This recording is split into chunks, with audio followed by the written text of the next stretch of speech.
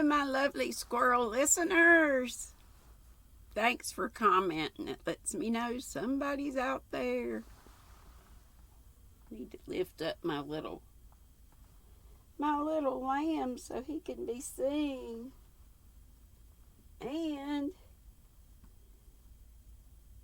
Diego needs to be seen. You just hold him on my lap. He's perfect, Rebecca. Amazing job. Amazing job. Whoever did this one that Diana Griffiths gave me.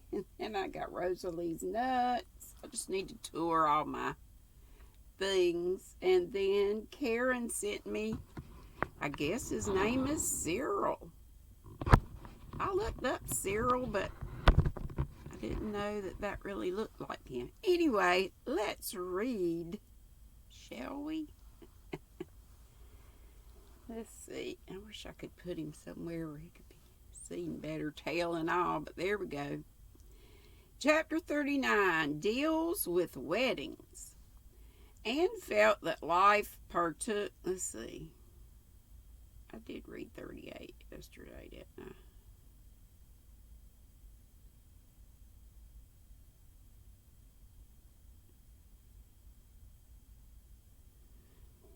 Yes, I did. Sorry. Anne felt that life partook of the nature of an anticlimax during the first few weeks after her return to Green Gables. She missed the merry comradeship of Patty's Place. She had dreamed some brilliant dreams during the past winter, and now they lay in the dust around her. In her present mood of self-disgust, she could not immediately begin dreaming again, and she discovered that, while solitude with dreams is glorious, solitude without them has few charms. That fly is still in here. I didn't think they lived that long. Or got a buddy to replace him. She had not seen Roy again after their painful parting in the park pavilion. But Dorothy came to see her before she left Kingsport. And that was his sister. I'm awfully sorry you won't marry Roy. She said I did want you for a sister, but you are quite right. He would bore you to death. I love him. And he's a dear sweet boy, but really, he isn't a bit interesting. He looks as if he ought to be, but he isn't. This won't spoil our friendship, will it, Dorothy? Anne had asked wistfully. No, indeed. You're too good to lose. If I can't have you for a sister, I mean to keep you as a chum anyway, and don't fret over Roy. He's feeling terribly just now. I have to listen to his outpourings every day, but he'll get over it. He always does. Oh, always? Said Anne with a slight change of voice. So he has got over it before? Dear me, yes, said Dorothy frankly, twice before, and he raved to me just the same both times. Not that the others actually refused him, they simply announced their engagement to someone else. Sorry. Of course, when he met you, he vowed to me that he had never really loved before, that the previous affairs had been merely boyish fancies, but I don't think you need worry. Anne decided not to worry. Her feelings were a mixture of relief and resentment. Roy had certainly told her she was the only one he had ever loved. No doubt he believed it, but it was a comfort to feel that she had not, in all likelihood, ruined his life. There were other goddesses, and Roy, according to Dorothy, must needs be worshipping at some shrine.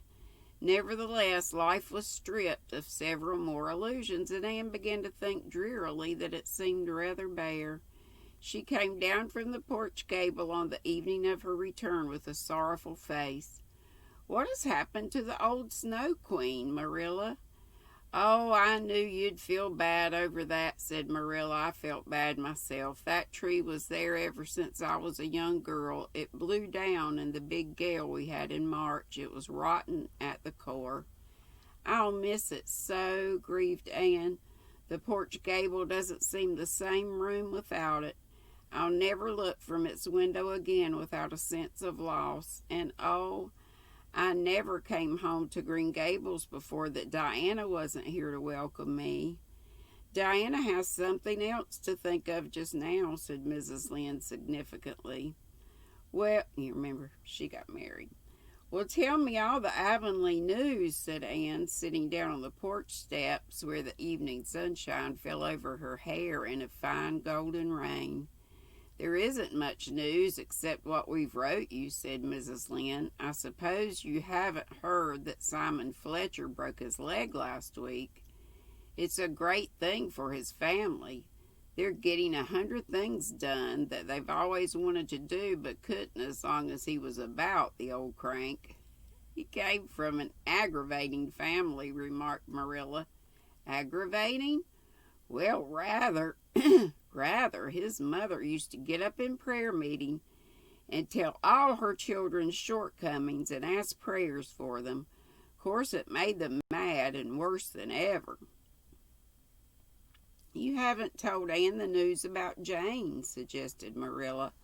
Oh, Jane, sniffed Mrs. Anne. Well, she conceded grudgingly. Jane Andrews is home from the West, came last week, and she's going to be married to a Winnipeg millionaire. You may be sure Mrs. Harmon lost no time in telling it far and wide. Dear old Jane, I'm so glad, said Anne heartily. She deserves the good things of life. Oh, I ain't saying anything against Jane. She's a nice enough girl, but she isn't in the millionaire class. And you'll find there's not much to recommend that man but his money, that's what. Mrs. Harmon says he's an Englishman who has made money in mines, but I believe he'll turn out to be a Yankee. He certainly must have money, for he has just showered Jane with jewelry. Her engagement ring is a diamond cluster so big it looks like a plaster on Jane's fat paw. Mrs. Lynde could not keep some bitterness out of her tone. Here was Jane Andrews, that plain little plodder, engaged to a millionaire, while Anne, it seemed, was not yet bespoken by anyone, rich or poor. And Mrs. Harmon Andrews did brag insufferably. What has Gilbert Blythe been doing? Has Gilbert Blythe been doing too at college? Asked Marilla. I saw him when he came home last week, and he's so pale and thin I hardly knew him. He studied very hard last winter, said Anne. You know he took high honors in classics and the Cooper Prize. It hasn't been taken for 5 years, so I think he's rather run down. We're all a little tired. Well, anyhow, you're a B.A. and Jane Andrews isn't, never will be, said Mrs. Lynde with gloomy satisfaction. A few evenings later, Anne went down to see Jane, but the latter was away in Charlottetown getting sewing done. Mrs. Harmon informed Anne proudly. Of course, an Avonlea dressmaker wouldn't do for Jane under the circumstances. I've heard something very nice about Jane, said Anne.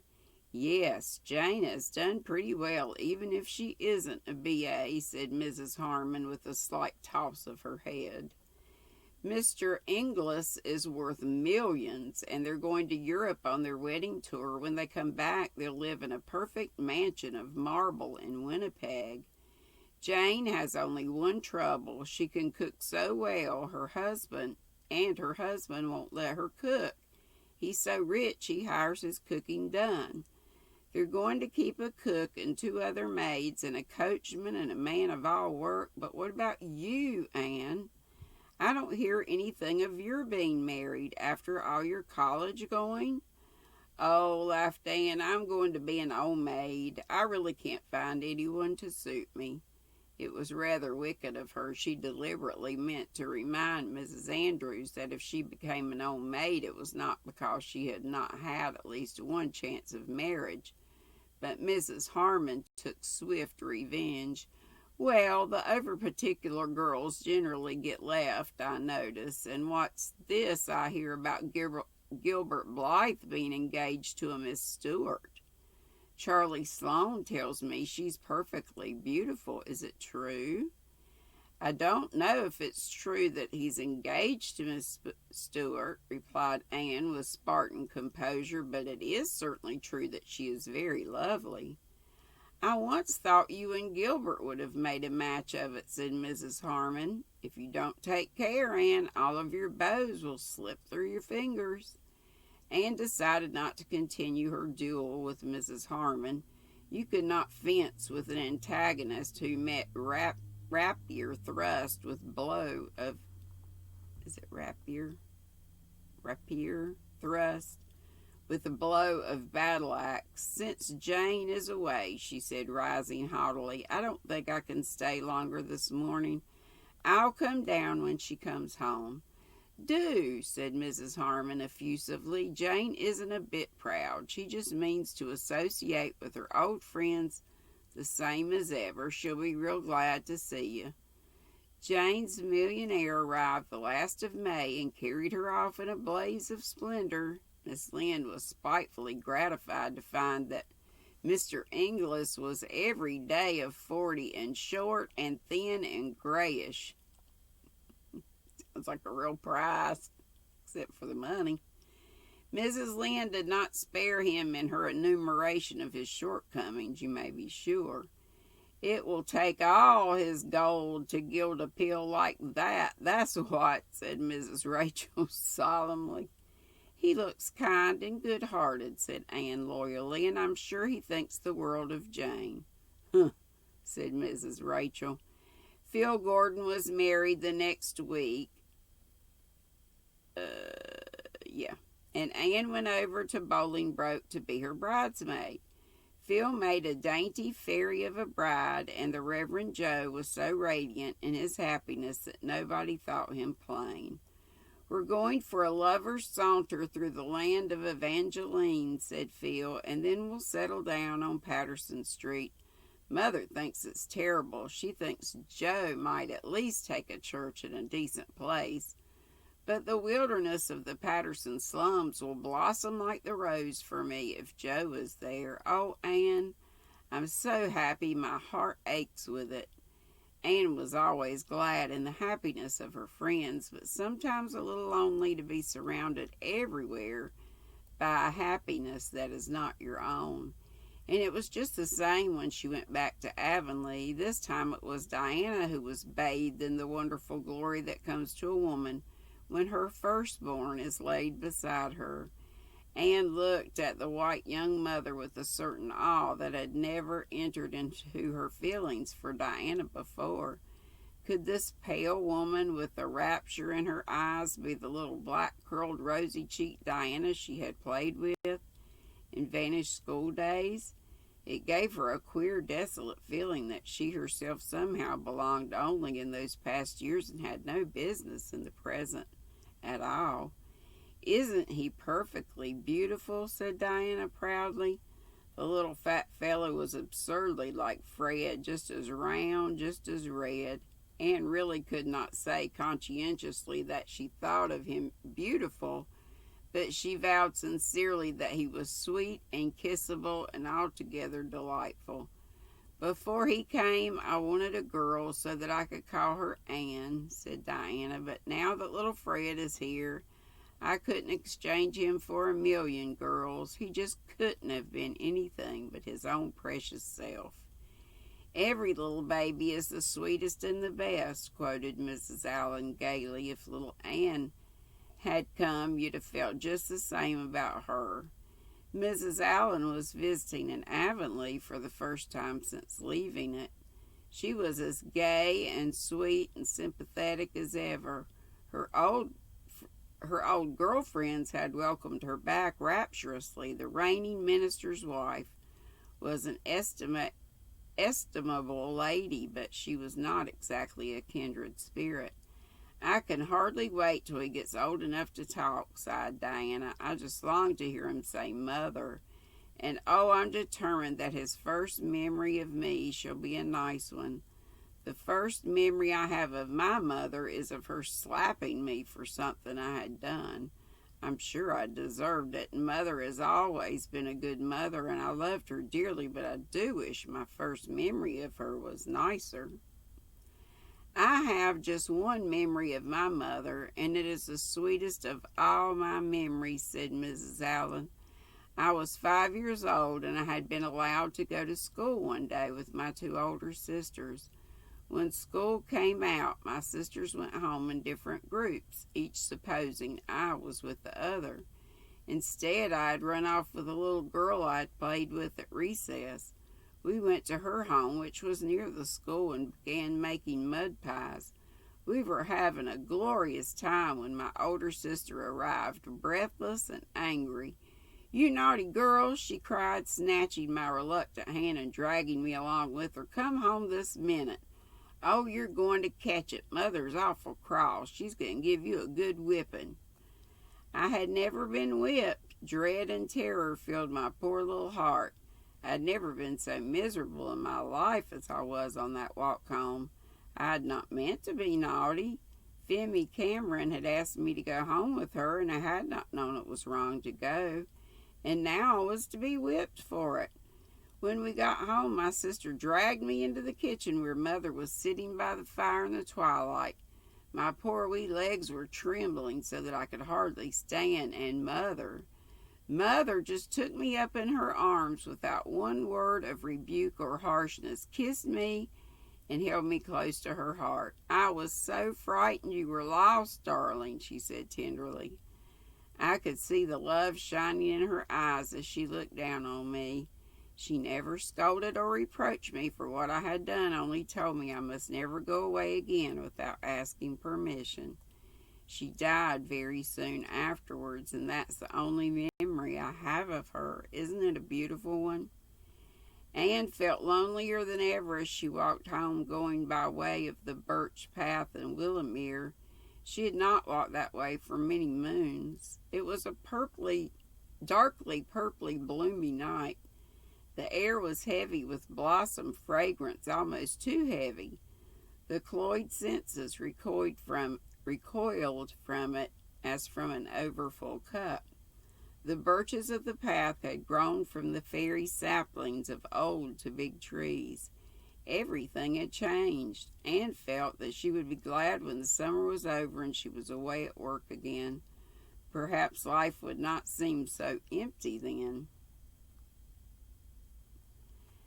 "I've tried the world, it wears no more the coloring of romance it wore," sighed Anne, and was straightway much comforted by the romance and the idea of the world being denuded of romance. Whew! That was kindly of a long one, 18 minutes or thereabouts, but a good one. And that was a quote, that last thing that she said. Chapter 40 is called A Book of Revelation. And we'll get to that tomorrow. And yay, it's hump day. And you know what that means. Live at 5. Tea with GrannyDee. Oh, I do wish I could put critters where they could all be seen. I don't want my crosses covered up, but I want my... And there's all these. And my whole sign. And there's Jeanette's little bow up there. I need to stick it on a hat. Well, thank you kindly for coming. And, of course, be sweet and don't be ugly. Look, here's that. Y'all get little bonuses because y'all come to hear me read. Bless your hearts. This is the Cotton Colors. Oh, it's upside down. The one I got the other day on sale for $3.97, and then 20% off of that. And then I got the $10 off the whole thing, so I paid $142 for this, for a pack of a circular knitting needle, and a little pack of clay. And for what? Wednesday, I'm going to try to I got everything set out on the table to try to do some polymer clay on hooks. And I got this the other day, and this was not my favorite when we had it in Knit Crate, but it is so very soft. And it was for a good deal on Double Down, so I got it. It's 75 merino, 15 nylon, 10 cashmere, and 439 yards. And I think I got like 3 of these.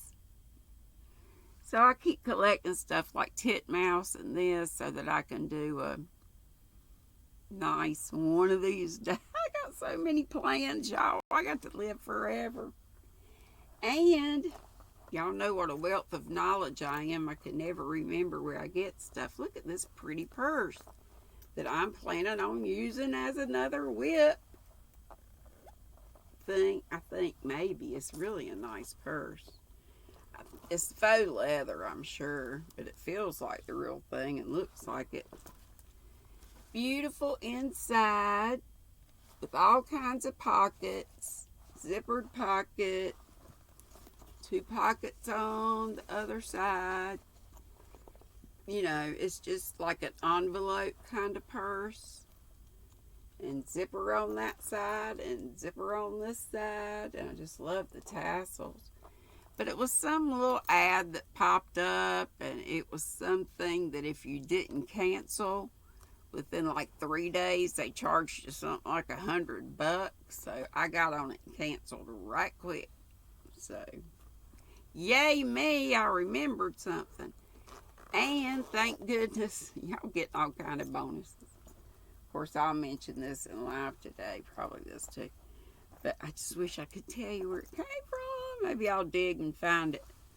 But cable bill is taken care of, and it's not going to be as bad as I thought. And it's 180 something now instead of 250.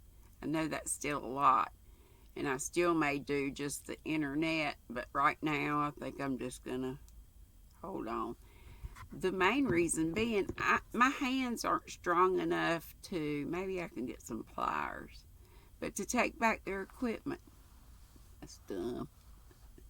Hannah would come, but I got to clean up some more before she comes so she won't cry about my mess. Bless her heart. I'm going on and on and on. I'm sorry, but it's some extra info, just chitty chatty. Be sweet, don't be ugly. I love it when you guys leave me even just a short comment to let me know you're here, you're listening.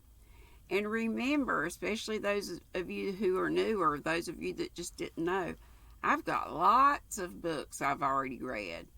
So if you want to go to my playlist and you'll see like The Adventures of Tom Sawyer, the whatever. I've got A Christmas Carol, which is my favorite, Dickens. I know it's not Christmas yet, but you can remember that's there for the. I got all the series of The Little Women, all but one, I think. I didn't get to.